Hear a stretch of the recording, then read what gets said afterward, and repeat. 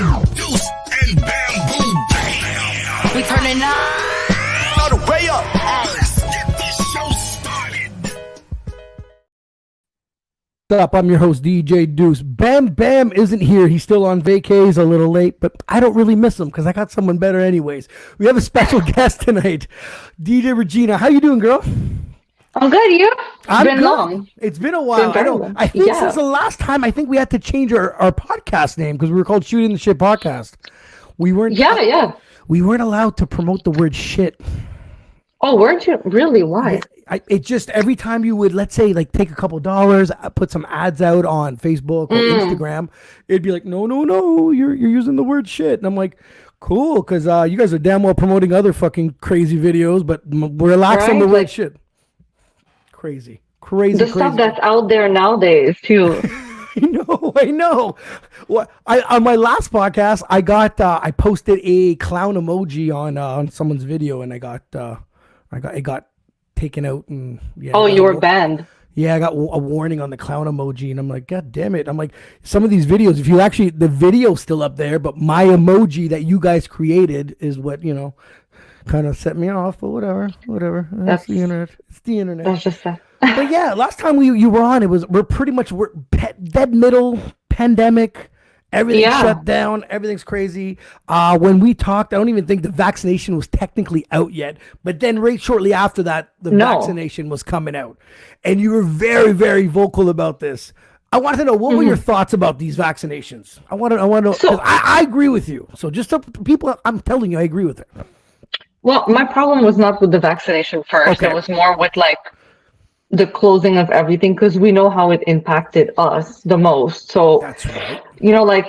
And CERB was not for everybody. It was complicated. It was a pretty big mess. So yeah, I just thought it was too messy. And at some point, I don't know if you remember, but I was in the USA back then. That's right. And everything was open there. Everything was normal. You could do everything normal. And it was so weird. When I flew there, I could go to a bar and sit, and no one was dying on the streets. Everybody was okay. So we ended up getting more cases, I feel like, here. And we were shut down for 2-3 years. So I was just forever. It was forever. It was really forever. I was for me, the whole pandemic, everything closed down. Don't get me wrong. Let's look at the pros here. During my daytime job at that time, I used to be a delivery driver. It was very nice having no goddamn traffic around. Don't get me wrong. That was the only upside of it. But I mean, they closed everything. There's still businesses and restaurants that are never recuperated from it. It's over. It was a wrap. They're never coming back.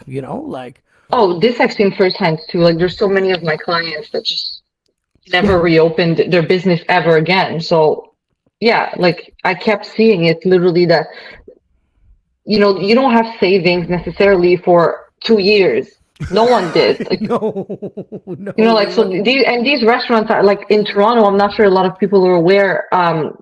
Rents here for restaurants can go from 50 to 200,000 a month. And these people are just making zero money. Yeah. And they still have to pay that to the landlord. I was just going to say that the landlord still wants their money at the end of the day. Yep. Some people would have a 3 months deferral, but when you're talking 2-3 years, there is no deferral anymore. So they just had no choice. Yeah, here there's still the big talk, and they're trying to force everyone back downtown to work in the offices, because people downtown here, the restaurants are hurting, obviously relying on the clientele that go to work, for lunch. They go there for dinner. And I heard that about Ottawa. Yeah, they're taking a beating here. But think about it. When you're downtown, we'll consider that's premium rent, right? So you're paying a premium price, but you're not getting the premium, type of action coming into your restaurant anymore. Yeah. What do you want people to do? This is game over. I sometimes, you know what? Between me and you, conspiracy theory, I think the government wants this to be over. That's just my opinion. I think so. At some point, yeah. They just don't want that small box store or that one individual owning a restaurant. They want the big chains and the Walmarts and the Costco's. If you think about it, that's the only ones that really benefited from this whole thing. Yeah, I'm pretty sure. Like they stayed open. They do have savings, obviously. Exactly. You go by a Costco and you'd see a line about the door, and you're like, Oh Jesus, yeah. they're Well, I'm not definitely sure not. if you've seen here in Toronto, there was this promoter to like just show people that like, hey, it's unfair that we can't like throw parties at a club, but Mhm. everybody could meet up at Costco. He had a bunch of videos of him partying in Costco in IKEA. He would Mm. literally bring a group of people, do shots in the aisles, and they were never stopped. Yeah, it's So crazy. It's a crazy. I I went to Montreal, right? Because I found out that Montreal opened up for a bit, so we went. I think yeah, we went there for a night. I didn't know that they had like I didn't know they would close at midnight. Like if I would have known that, I wouldn't have even fucking bothered. So we head down there and we go to this one pub called Mad Haters, and we get downstairs and it's rammed. It's completely insanely busy in there. And as soon as I stand up to like grab my mask to go to the washroom, I'm getting yelled at by the security, like, put your mask on. I'm looking at him like, oh does yeah. this make sense to you anyways? Why would me standing up cause any effect? We're crammed in this room, like, and obviously the last call at midnight or 11:30 and kicking us out at midnight made no sense neither. What the hell's the difference? Does it come out at night? I don't understand. It was Well, we had the same here for a little bit. It was I think like 7 to 10 you were allowed to open your nightclub, but 10 COVID's coming out. Like, You see what I mean? It made no sense. I'm still waiting for the conspiracy or the real facts coming out when things are leaking. Because now on the news and stuff, the internet news will say, with Pfizer getting in shit and them getting sued, and you know what I mean. Now it's like, really interesting. Now that's very, very interesting. But yeah, COVID. I remember you posting up some business losses and stuff like that back when that was around, and yeah, you're right. Well, so when things first opened, what happened? What was your first actual gig? Like, what was going on for you? um, I'll be honest with you, I did gigs even when everything was shut down because I worked in the US first of all, but Perfect. also there was a lot of illegal clubs and like I don't mind. Like so I was still working, it was just like Mhm. not advertised and like you had to go through the back door, Good, like good, those. good. But so yeah, I still kept working quite a bit. But yeah, when things reopened, we were all scared that it's gonna shut down again because it was so on and off. We're like, okay, this is temporary. That's true. Obviously, it's fine now, but no, it got super busy for a bit. Although I would say for DJs, I've seen a lot of people with not a lot of gigs, and it's because all these restaurants are trying to recover money from like those big losses. So And true. like a DJ is not the first thing you'll rehire. They need servers and bartenders and floor backs, kitchen, like way more than a DJ. It's So we were so the true. last thing. It's so true. You recoup, and then maybe in the future that could come back around. You're right. And I found Yeah. and I think a lot of people during the pandemic also picked up DJing as a hobby, right? Because you have a lot more time on your hands, right? You're not really doing anything.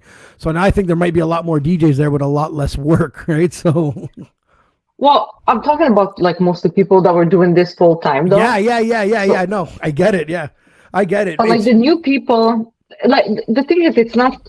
I would say the people that just picked it up as a hobby, even if they wanted to go do it like at a club, it would be more like the small bars and mhm, stuff. It mhm. wouldn't be like so the big clubs, the higher end gigs. It's the same group of people, but now it was like there's like I don't know, 15 gigs for like 50 DJs. Yes, yes, yes, yes. I know. So it was It's a more tough like that. industry. Yeah, it's like Well, see, I seen this girl because are you on TikTok at all? no, Okay, I should. I'm a new TikToker. You're a good looking Oh, woman. You should really? go on TikTok. It's not meant. I've come to the solution that the conclusion that social media is not meant for men. You women, you do one video and you get 100 million followers. Us men are just like, yeah, my mom and Well, dad and 3 friends. No, at but least it's a few people. yeah, it is. It's a start, right? It's a start. And so what I did is like I went on TikTok and then I saw this young DJ and she's very good and I was like, oh my god! I'm like, hey, we'd love to interview you. She's DJing on TikTok. She's doing really well. But when I was interviewing her, I never really knew she never really DJ'd in front of humans. Like, and I was Yeah, like, it's different. I was like, wow. And I'm like, oh, I'm like, so in my head, I'm like, what's the point of DJing? Because in my head, it's always like, learn your craft, make some money from it, right? She goes, I make money off TikTok while she's DJing.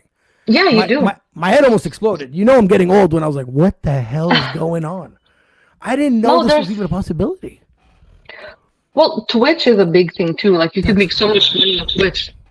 Yeah, if you have enough subscribers. I'm not even sure how it works because I haven't done it.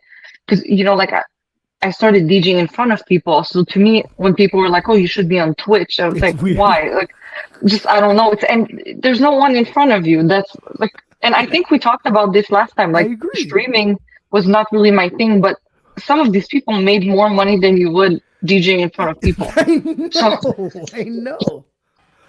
It's like crazy. I'm different. I'll even take a pay cut if I can DJ in front of more people. I love the energy of what you get, right? I can't see it just DJing and reading some comments. I can't wrap my head around it. You have to type and like you have to interact with these people while you're DJing. So I think it's just a different kind of DJing, I would say. Congratulations to those kids. I can't do it. It doesn't make any sense. I couldn't believe it. It blew my mind. So I'm like, so I was like, when did you, what was your biggest gig? She's like, actually, I've only DJed 3 times in front of someone. I was like, huh? Like, it was like something I wasn't expecting on an interview. I was just like, I thought she was just, doing the TikTok stuff, COVID came around. But yeah, it blew my mind. It was completely no, awesome. Like they made it into a big business. Like I'm really like considering getting on Twitch and doing like maybe like a Monday night stream or something. It's not a bad idea. You do it on that one off night. That's not a bad idea.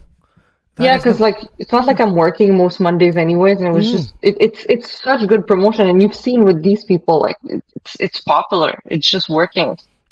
Some of these girls and guys are DJing on there. They're 2, 3, 4,000, like 100,000 followers. And you're just like, wow, they know what they're doing. They know what they're doing with the stuff. I'm terrible. I'm terrible at social media. I'm just like, I don't know. Social media is not that bad. I'm just terrible. I just find like social media. I don't know. I just find everyone is trying to scam me on social media. I'm just starting to become paranoid now. I don't know what it is. I don't know. So now, like we've talked about it because you're always into music, but you like recently we were talking. You said you produced a track, right? Well, actually 2. So okay. Yeah. So I produced two tracks, and well, more than 2, but the ones that I actually liked enough to be like, because it like I told you this last time. I think I'm a DJ first, so yes. Production came after, and I'm not really as comfortable. So I really like made sure the songs were like, a lot of people were like, "Oh, these are great," and whatever. Okay. So we recorded just demo with the vocals, and I found another female DJ that's pretty popular here too. Nice. But she's also a singer. She does like Spanish, like reggaeton type music usually, but yeah. So she really liked the song. So we're supposed to be getting in the studio tomorrow to record both with a pretty big sound engineer as well that produces a lot of reggaeton. So yeah, we're all going to get in the studio and collaborate on this. Now, when you produce a track and let's say that you're not confident in what, like, do you still make people hear it or do you just press delete like I do? I don't press delete, but I like keep it in like a folder of like my shitty tracks that like okay. Like, because you never know. Sometimes you can go back in there and you're like, oh. And sometimes you can even work on it later. You can just get back on Ableton and then be like, oh, could be corrected. Could be good with like adjustments. You're 100% right, because take some of your favorite songs sometimes and take out the vocals. And sometimes the beat is it's okay. Yeah. Sometimes the vocals, the combination of both makes a great track, right? There's sometimes I'm just like, oh, this is pretty simple. Like, I don't know. I've tried to do it. I've seen people produce in front of me and it broke my heart. I was like, oh, I'm never going to be as good as these guys. These guys are really good, But that's one thing. You can't really like think like this either, I don't think. I don't think I'm the best producer, but yeah, but at least you're confident enough. I don't know.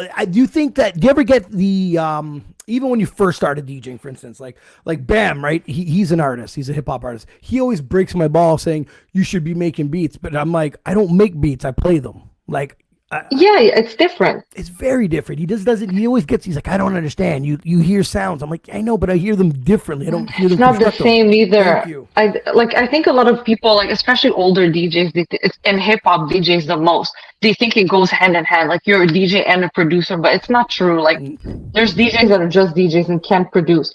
And a lot of producers are also not very good DJs because they're not charismatic or like a people person. They really, like I have friends that are way better producers than me, but like DJing, they're just a little boring, like in front of a crowd. So it's also a personality thing. Yeah, I always told people, I'm like, it's when it came to DJing, I made every mistake as a beginner. I made every mistake, and I mean, when I give people advice, I don't tell people that I'm doing it because I'm an expert. I'm telling you because I made all the mistakes in the beginning, right? So I even found when I was playing music that even you probably could help me out with this. It's timing. A lot of these songs are dropped on certain timing of what's going on throughout the night. And there's some DJ friends of mine. I'm just like, he'd play a song. I'm like, great song. I think it'd be better an hour from now. Like there's more. When I do a set, the psychology behind it for me is a different than some other DJs. Some people are like, I'm mixing these two because they go well together. But I'm like, there's a portion of the night for me for certain things to hit a climax of the night. Because I was a promoter, right? So the way I used to do my nights too was, I want people to leave saying I want to come back, so next week I can make of course money. So that's how because that's how I used to program my nights. But some DJs I played, I'm like, oh, they're not looking at that the same way. And I'm not saying they're terrible, and I'm not even saying they're right or wrong. They just do it a lot different than I do. So when you do a set, when you put a set together, is that how you're doing it too, or like how do you put a set together? I usually don't, unless I'm DJing a festival or something really like a 1 hour like opening for like an EDM artist that's like very different. I don't really plan it that much. I plan I just have like songs that I know would work for what I'm supposed to do, but I don't really plan like I'm gonna play this and this and this, because I used to do that when I started, and I think it's a very, very bad idea, because otherwise you could be replaced by an iPod. Oh, yeah, no, I get that. You have to be a little flexible. And I remember going to clubs even when I was younger, and you already knew his set. You were dropping a song. Oh, yeah, that's he's gonna play this fucking song next. He used to kill me. He's like, try a little harder. Well, it's not just that. I feel like, like when I started my first few sets, I would literally plan to the T that like this song will be number one, and I'll play like 10 seconds of this, and like, but what if someone comes and asks you for another song? And like, what if it's the owner of the club? You kind of have to play the song, and it's going to throw you off your whole set, because then it's not going to match. So you can't plan like this. No, you're right. I see what you're going with that. Like, I think in the beginning, like maybe it makes you feel secure, because you're like, okay, I'm not going to mess up. I like practice that whole hour. It's not really like realistic in real life. It was just certain songs for certain parts of the night. And I found, I found like okay, I'm gonna be honest with everyone here on the show. So when I used to come DJ at 9:30 and get my shit set up, I was probably half in the bag, like feeling pretty goddamn good. And then they would give me my bottles and my 6 beers, and they would put it by my booth. So when people came to the club, I felt like I would be where they would be at 1 a.m. You see what I'm saying? So I would DJ a certain style, wanting to sing to all these songs where they're just getting into the vibe of what's going on. That's how I made my first mistake. So I was like, man, how come they're not feeling it the way I am? Because they're nowhere near where I am right now. They're just that's very important. So that's the first thing I got into. I was like, okay, now I got to strategically place certain, not my set, certain songs that I would think that would get, this at 1 a.m. is going to get everyone singing and dancing to this one song. Because at 1 a.m. you're feeling great, you're loose, you've been there for an hour or two, you're having a good time. So that's how I used to play it. Not the whole set, but certain songs, right? I used to do that, but I remember training a guy, and I put him on. I said, I gave him a 20-minute set. He had his preset, 20 minutes, let's get on. Oh my God. And he gets on, and he's about to press play, and he goes, what if no one dances to this? And I'm like, what?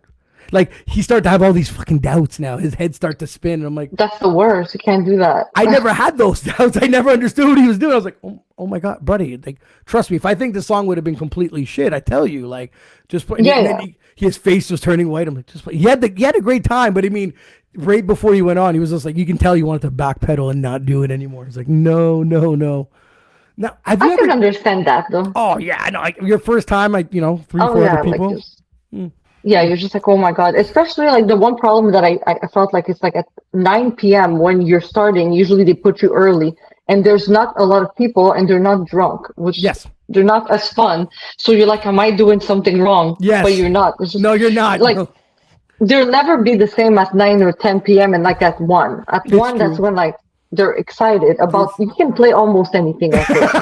Like, it's so true. It's like so they'll true. like it. I DJ'd a wedding one time out in where the hell was it? Mo Tremblant. And I swear to God, I could have played any song on earth. Like this group was the easiest group. Like, and like, we'll pay you extra. Can you stay an extra hour? I was like, sure, no problem. And my buddy's like, fuck, it's kind of late. I'm like, but it's not. It's the easiest group of all times. Like I can literally not fuck up. You know, some groups are really really easy. But have you ever been in a room where you DJ'd and the group was a little stiff for? Like not really. No. No, not really. Like, maybe in the beginning, but it's been a while, so I don't know if I remember. That's good though, because if you don't remember, it's the corporate events that I didn't like. Oh, the corporate events are a little harder because like they're not dancing, so it's tough. It was tough. Like I would say that the kind of gigs that I really like a little bit less. Like or like a lot of in Toronto we have a lot of those like store activation, like the high-end stores like Nordstrom and Saks or whatever. They'll send you there to DJ. These are a little hard because it's hard to know, do these people like what I play or no, because no one will be dancing at the store. Yeah, so like you don't know, like they tell you to play open format also, which is so vague. So it's just like you're like at Nordstrom and people are shopping, so you're like, do they like it or do they not like it? It's really hard to see. Oh, it's so true. I know you're like in open format, like what the hell, like all genres. Like what are you supposed to do? Well, it is, but like in the club, like I would know what to do, but because you could read people, like when they're shopping, you can't really read people. It's so true. They're not paying attention to you either, so it's just like, do they like it or like? Yeah, there's gigs that are a little harder. Do you find? I would say when you were coming up, did you have any help, or were DJs trying to like not give you their secrets or? Like, I'll give you an example in my situation. Like I remember, you just first started off, and there's you go up to this one guy and you're like, yo, where do you get all your music from? And they're like, like they don't want to tell you. Like they're just like, No, I could see that, but I would say like because I'm a girl, it did help a lot. Mm-hmm. They were a lot like it was a lot easier. No one was like this. Yeah, see. Like people were willing to give me gigs like. Not in the beginning, but like quickly enough. Like after I did a few and they saw me actually DJing in public, they were like helping out. See, that's so I would say, like I would say because like with guys, you guys are just all the same. Yes, I have. I'm 100%. So you're direct competition to them. Like for me, I'm not really competition. I'm something like kind of like a niche, different thing. So. And actually, it's a good thing for them to like bring me on to a venue where they work at, and they're like, "Oh, look, I'll bring you this girl DJ." Mm-hmm. So I think it was different. That's good. The way I broke into the scene was obviously doing the off nights, right? Like I do Sunday long weekends. I'd pick a place that wasn't normally open on a long weekend, and I do well there. And I remembered I did well enough for about 4 or 5 long weekends in a row that the owner was extremely happy. He pays me, and then I kind of just flexed on him and said, I'm not coming back on a long weekend until you give me a Saturday. And he was like, what do you mean? I'm like, And I took the chance, and he actually gave me the Saturday and every long weekend. I took a chance. I had no choice. Well, you have to sometimes, like you have to kind of make your own days or whatever. Like I think my first residency was different, but kind of like this too. So it was there used to be this restaurant in Toronto, Blowfish. It's like very high-end sushi, but with like think like towel or something, like with like a lounge part. But they had DJs Fridays and Saturdays, like every week. People had residencies, and one of my friends got sick on his Friday, and it was one of my first gigs, I think. Ooh. He was just like, "Can you replace me there?" So I went to replace him, and they liked me so much they created a Thursday. Oh shit! Okay. For me, so yeah, and I was a resident there for like a year or two. Nice. Yeah, nice. So I think sometimes it just happens. You have to impress people a bit. I was just the owner was at that time for me was like I found like he was winning. He got his Friday, Saturday, Sunday. Oh yeah, and he was getting. And then I just kind of said, "Hey man, I don't think your Saturdays are doing as well as my Sunday long weekends." And then I just flexed on him. 3 days later, he called me back, and I got what I wanted. But it was one of those situations where I was there for about a year. that I started to realize I never wanted to get residency anymore. I didn't want to be in one spot. I didn't. Yeah, that's a double-edged sword, I would say. I don't really love residencies anymore, so I try not to really have those. Yeah. I like to work with agents, like booking agents, because this way you can move around. Yes. But with residencies, I used to do this, and then the problem is like if the place closed down or is doing not super well, it's not like a regular job where they'll give you 2 weeks notice. They'll just be like, oh, No. like this is your last day, by the way, like we're not doing well anymore, and it's with no warnings. And then like sometimes what I found is like some other people wanted my Thursday, and I kept saying no for a year. And now like if I can go back to these people and be like, hey, do you want me on Thursdays? But they're kind of bitter a little bit. Yeah. So it's kind of, it's double-edged sword. It's comforting, but sometimes it's bad in the long run. I just wanted to do different events at different times. When I first got in to the bar scene, I bounced at the age of 19. They had this girl DJ, and she just wasn't she wasn't a terrible DJ, but she wasn't for that spot. Like she was just dancing by herself in the DJ booth. And I saw the owner call some guy, and then another DJ came in, and they fired her on the spot in the middle of the night. Gone. But I've seen that happening to some people, which like it would be a little. I mean, like I've seen people that got fired like at the end. Yeah, but in the middle of a set, like I'm cool at the end. The end didn't work out. You pull them aside. You don't do the embarrassment. But like but I've seen it too. I've heard of it. Crazy. And she just kind of had to and I gave it to her because she kind of had her head up and she just took her equipment and then she walked straight up. You know what I mean? And I was like, oh damn, that's fucking harsh. Like I was like, oof. I don't know. I feel like you have to be very bad though to be fired in the middle of the set. It was bad. And I think it might have been a week or two of the same thing. And I think the owner just had enough at this point. But that explains it. Like because I think the first time they'll probably let you finish. Yeah, that was I've never seen that again. It was my first time and last time I've ever seen that. I've seen it once, like in a club in Niagara. Apparently, like this girl DJ was a day before me. They had her, and then they had me the next day, and she only wanted to play drum and bass. Like, and that place was very, very hip hop. And they told her like you can't play drum and bass here. She decided to play what like worked for her, but like you have to play for the crowd, not for you. So it ended up being better to fire her mid set and then like put Spotify for them, which is. And it's not because she didn't have the technique. Like, but who hired her? Exactly. If that wasn't, you know what I mean? If you're hiring a DJ, if I was hiring you for a gig and you're like, I prefer this style of music, I'm going to be like, oh shit. Okay. Well, that's not for this night. You know what I mean? Yeah. So some people's not doing their research in this situation. It's that too. Like the promoters have their own responsibility in this. Have you ever had an owner that just thinks you press play? That's it. That's your job. I've had an owner tell me this. No, not really. Not owners. Oh, I had one. Customers. I have customers touching the controllers so often. And it's even worse because they think, oh, you're such a cute girl. Like, are you sure you know what these buttons do? And like they press like God. Yeah. Oh my not God. The best. Yeah. Oh my God. Wrong answer.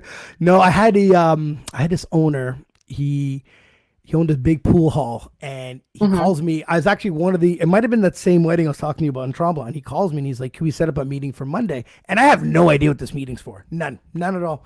So I see him on Monday and he goes, what would it take for you to DJ here? And it's a big place and it's not much of a dance floor or nothing. And I was like, and I looked at him, I was like, fuck man, I make a lot of money with special events. Like there's no way I can DJ here. Like I'm not expecting him to pay me that same type of money.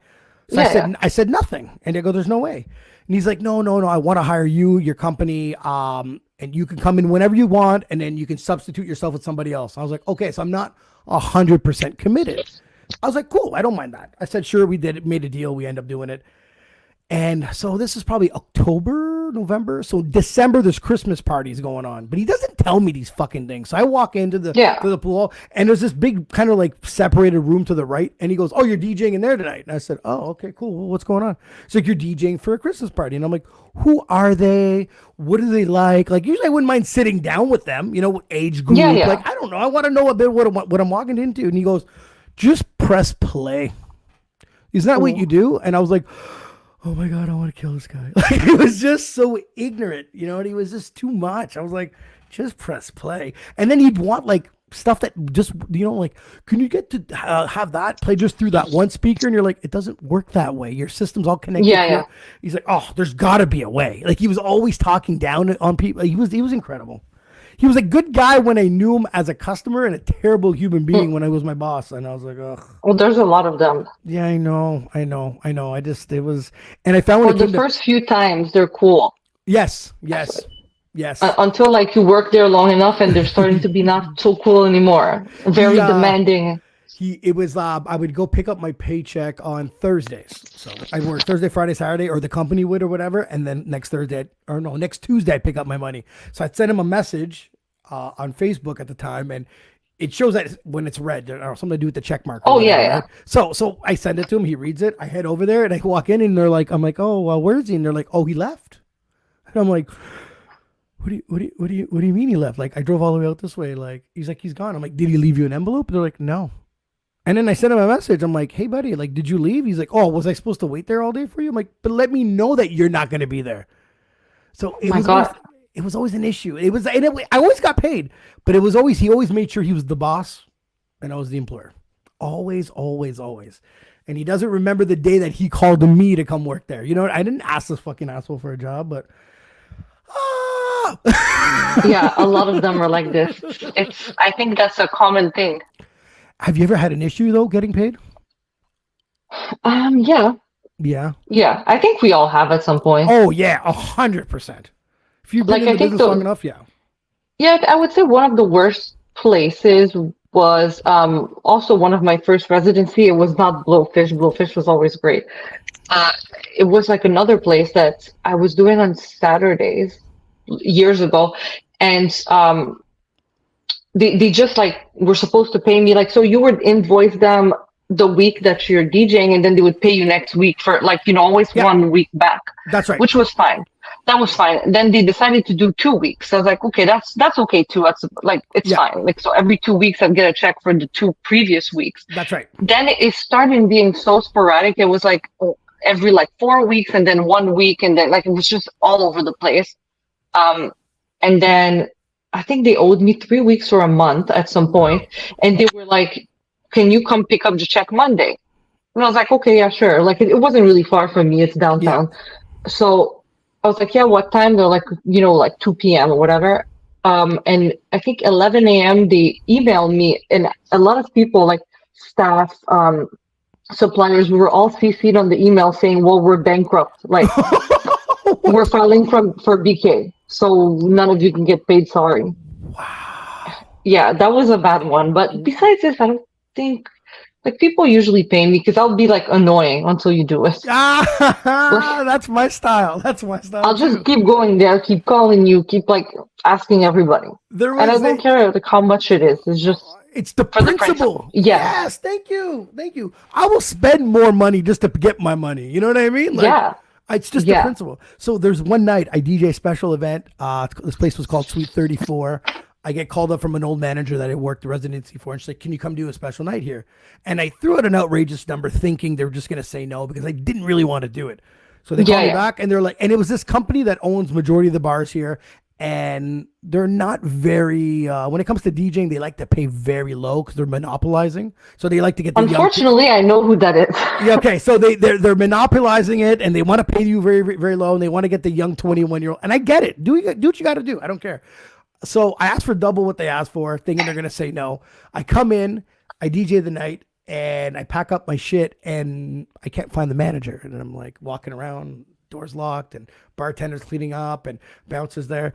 And I'm upstairs. I remember it was the upstairs. And I remember being like, I don't remember the manager's name. I'm like, do you know where so-and-so is? And they're like, oh, no, he's not here. I'm like, cool.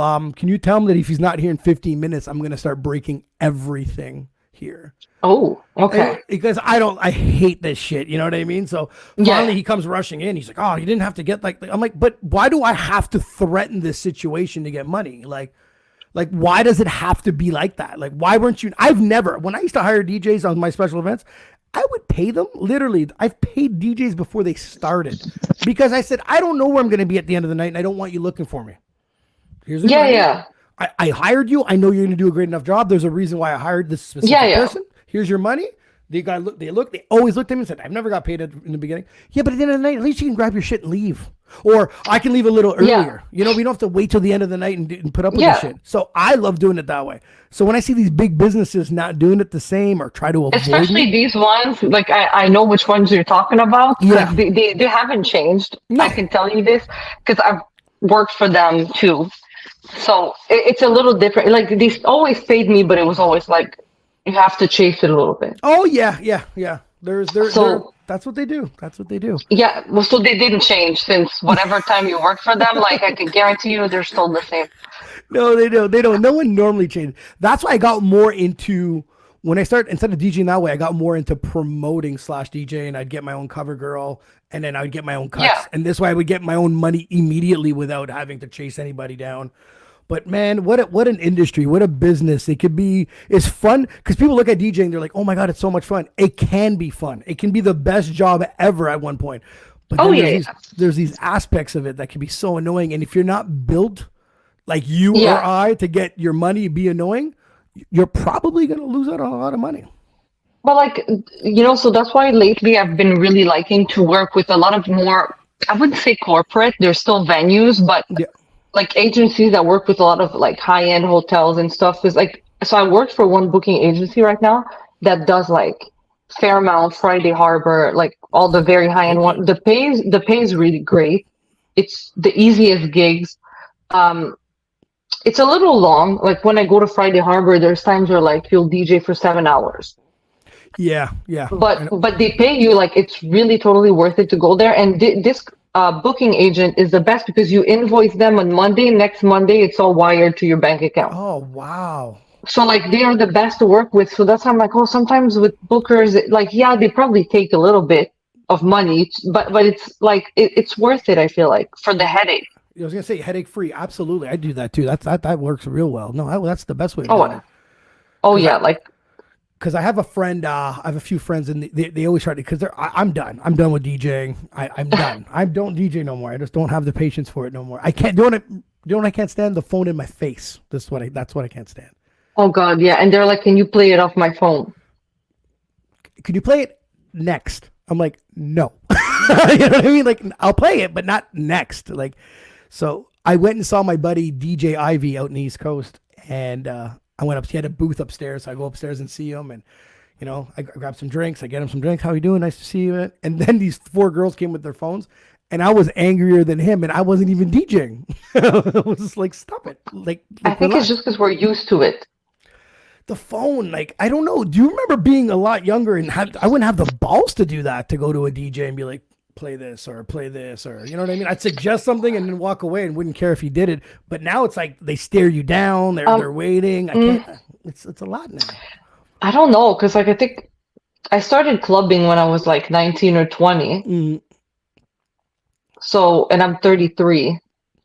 So yeah, like it was still kind of bad. Yeah, I can say I've seen it. Yeah, like I wasn't the one doing it because I was too shy and like I knew it was bad. But like I've seen it. I can't say I haven't seen it. Especially when it's like like I would say a lot more women do it, and it's especially if it's their birthday. Like okay, yeah, that's true. Like everybody could be dancing and they want you to like it's house night and they want you to play some Drake. Yeah, because it's their birthday and you're like, no, it's like literally deep house here. Yeah, and they just don't understand.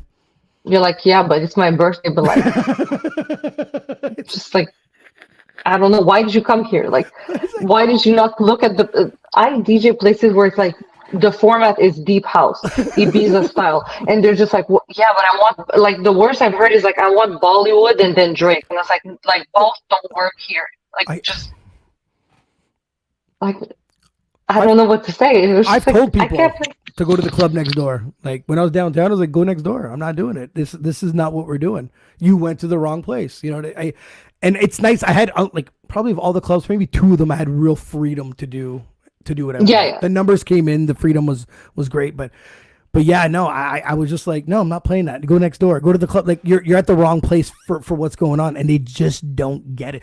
My favorite is, Regina. Do you want me to tell what my favorite is? Can you play this song? I'm leaving soon. Oh God. Just fucking leave. So you're telling me what's even worse than this? What? If you actually play their song, you're like, I'll play it in like 3 to 5 songs. They're like, okay, you play their song and they come back and they're like, but I was in the bathroom. I didn't hear it. Can you play it again? Oh, yes. This beats everything. Yes. I didn't hear it. Can you play it again? You're like, absolutely not. That's not happening. I played it 5 minutes ago. People don't understand our pain. They don't get it. But yeah, like what not to mention about business. I have friends that are, they have a little community, DJ community, and they're doing a bunch of stuff. And they brought it up to another friend of mine, close friend of mine, about, expanding and hitting the clubs. And then he even mentioned it. He goes, I only like going with Deuce because when we don't get paid, he's the one that actually goes and gets our money. So you have to be ready to be a little more aggressive. And they're all like, oh, we don't want to do that because it's not for everybody, right? Like it sucks. Do you want me to tell you the truth? It all started with me DJing a few weddings and corporate events. And at the end of the night, I wasn't fully paid. And I remember like walking over with this contract and being like, hey, is anybody going to pay a finish? And it was always awkward, right? But after a couple of years of doing that, it ended up being my favorite part of the night. So I used to just grab my folder and be like, da-da-da, and I go ruin somebody's day. You know what I mean? I'm like, because I would make sure that I would play my deposit's worth. But then after the deposit, I go chase down whoever owes me money because if they don't have it, I was going to shut her down and go home, right? So they end up building this. I wasn't like that at first, but I got a thick skin because of through the business. It was definitely different. But it's not, I think mine was literally like the bankruptcy thing. After this, I was like, no, I'm just going to be more like aware. Yeah. Like, because I think if it was now, and we set up that like every week it was like, you pay me like this week for last week, I wouldn't let it go to like a month. Of course, yeah. Obviously, I was it was my beginning of DJing, and I didn't know like that people would do that. But no, of course, now I wouldn't accept it. Now after 2 weeks, it'd be like, if you want me to come back, you have to pay now. If you guys are becoming DJs, listen to these facts. Do not let it go longer. Do not. You have to say no. Especially when people keep pushing, be like, well, next week, like there's something odd there. Like, just don't keep waiting. Yeah, pay me. Just shut up and pay me, or I won't be back. That's the way it is. Well, 1 week I'd be like understanding, but not 4. 4 starts to become on a rip-off situation.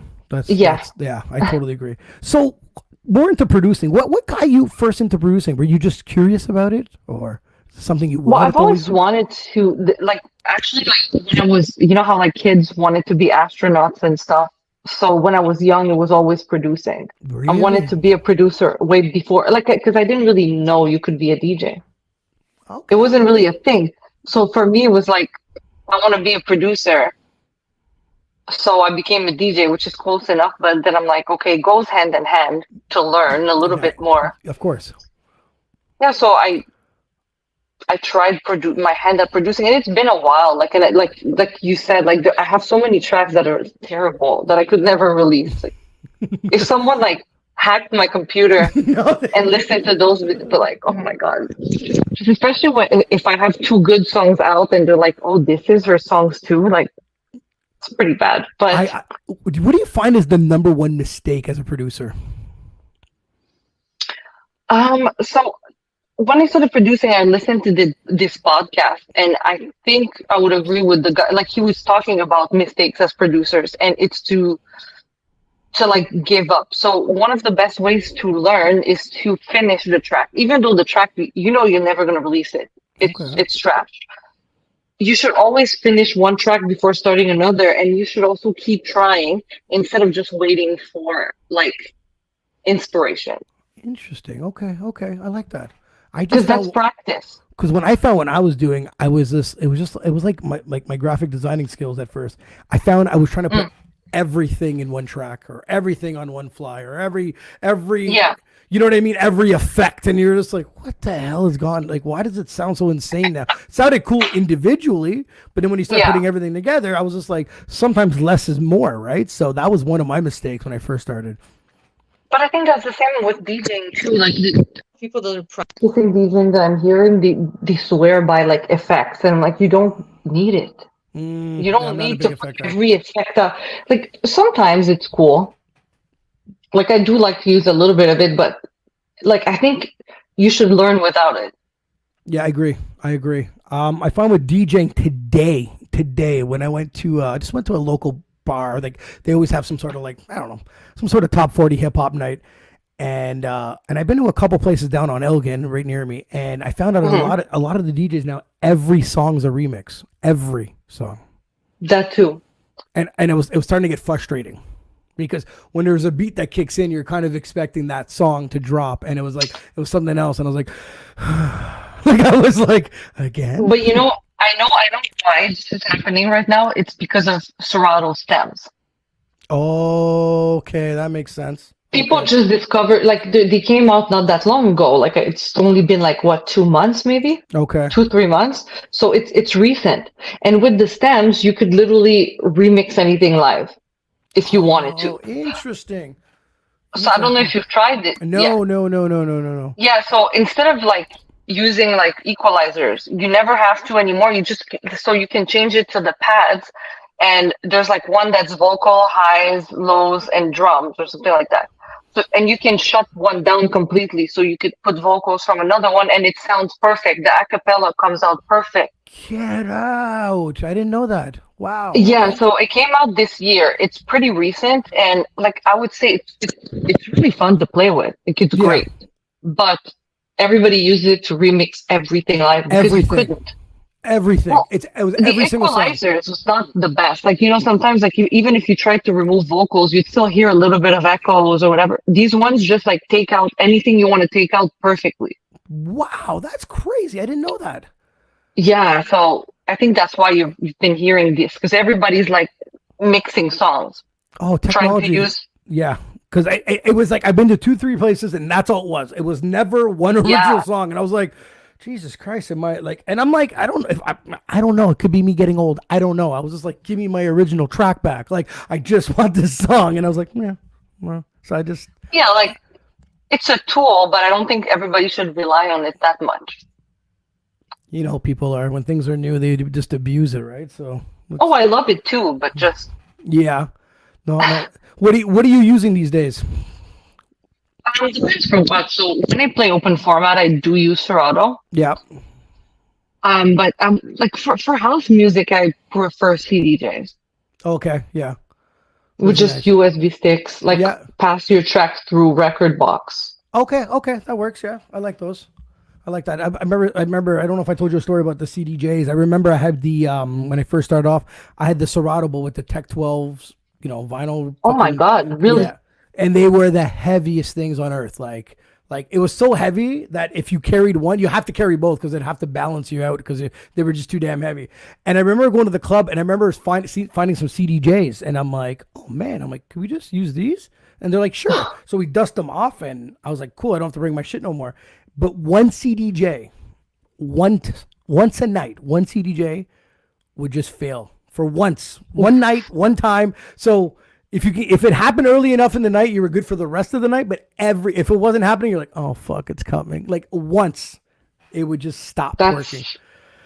Very terrifying. Yes, trust me. Club packed with people, yeah. It sucked. It sucked. It was one, and then after that I moved on to the NS7, the DJJ SX and SZ, and that was it. That was my last ones I bought, and that's it.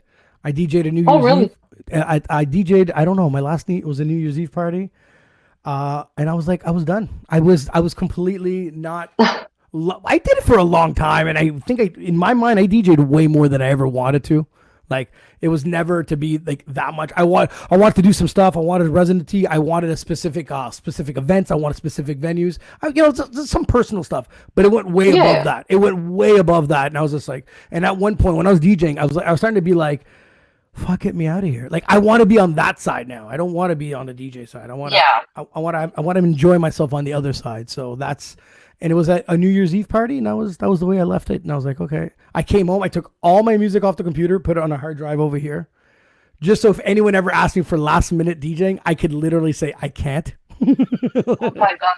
I can't. No, I can't. Even if I wanted New to. Year's is hard. New Year's is hard because all your friends are going out and you can't pick where you're going to be because it's like the best, like, so pay wise, like, it's great on New Year's. Yes. So you feel like you have to be at a club, but then sometimes you're like, but I want it to be where my friends are going. I don't want to be here. Yes. It's just that you're making like 4 times what you usually make. Oh, no. The payday is great. Yeah. The payday is great. I don't know. I missed out on a lot. And I like, I don't know if you're like when you DJ every single weekend, yeah. you miss out on, people don't get this. Sure, it's a fun job, but you miss out on people's birthdays.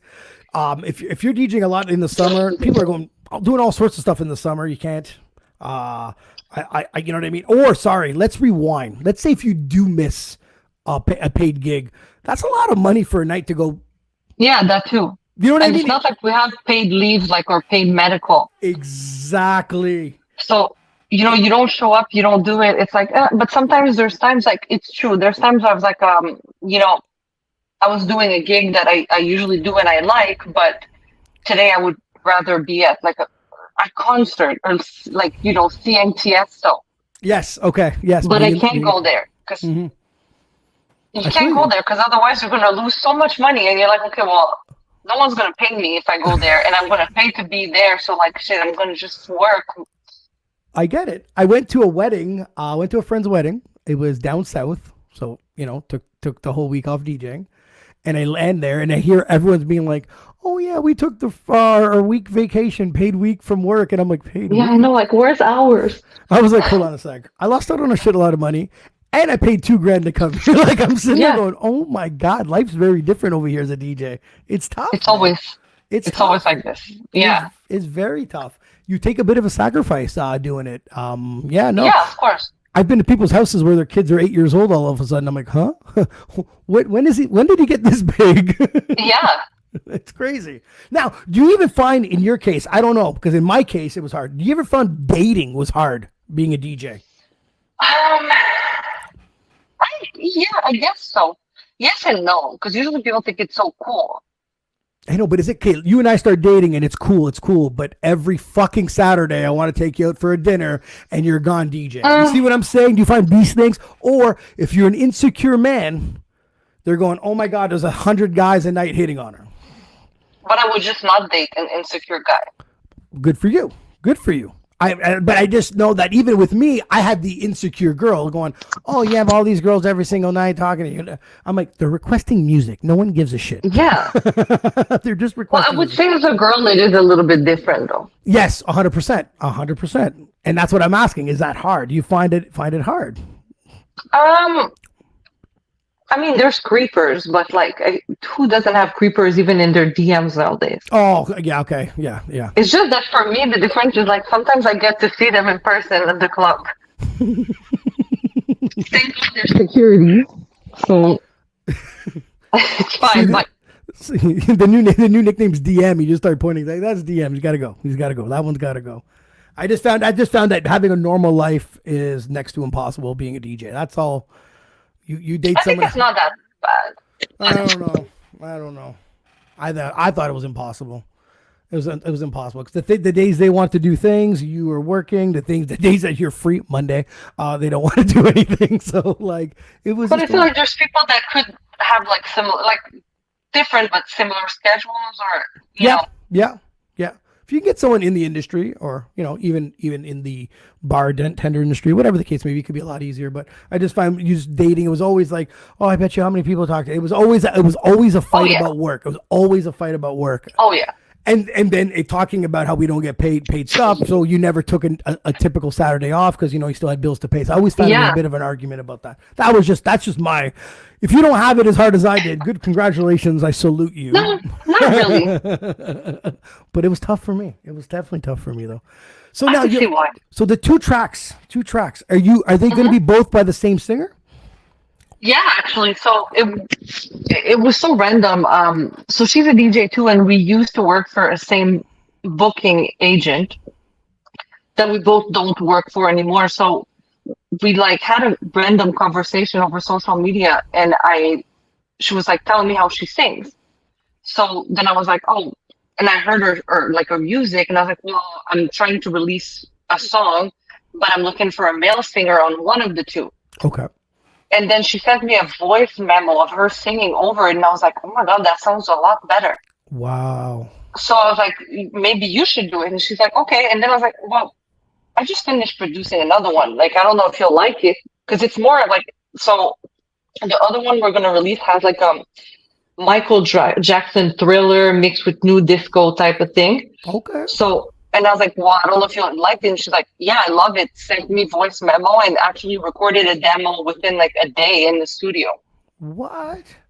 And she was like, I would take that one too. And I'm like, okay, well, so, and tomorrow she's working with her sound engineer. So I'm just going there and we're recording both in a day. Oh, that's dope. That's dope. Yeah, it was like super, super You fast. better send me the sample or when it's, a little sneak peek before you put it out. I want to hear this. Yeah, of course. God damn, that's good. That's cool. That's cool because it's nice to see some of your project. Now you have a project and now it's getting moved, moved in progress, in process. That's so dope. That's well, yeah, it was very random. Like I was trying to look for singers that I know, and I was like, we're not really right for those songs. But like she just sang, and I was like, yeah, that sounds great. That's so cool. But once you guys get that stuff out and going, you're both going to come back on the show, right? Yeah, I'll bring her in. Yeah. No, we definitely want to meet her. You sent me your link. I already added her on Instagram. Yeah. So, she's great too. Yeah, no, that's super dope. No, but I like that. I like, it's been a while since we've had you on, and now, you're still DJing, a ton. You're producing fucking music. Congratulations to you. That's it's a great step. I love to hear those types of stories. But I'm still just doing the same. I'm waiting for my fucking co-host to show back up from New York, but he hasn't been back yet. So you know what I mean. I like Bam. Bam. Yeah, you know what? It's not that bad. You probably had enough of me already. He's like, I gotta go. He needed a vacation. But sweetheart, thank you. Where are you DJing next?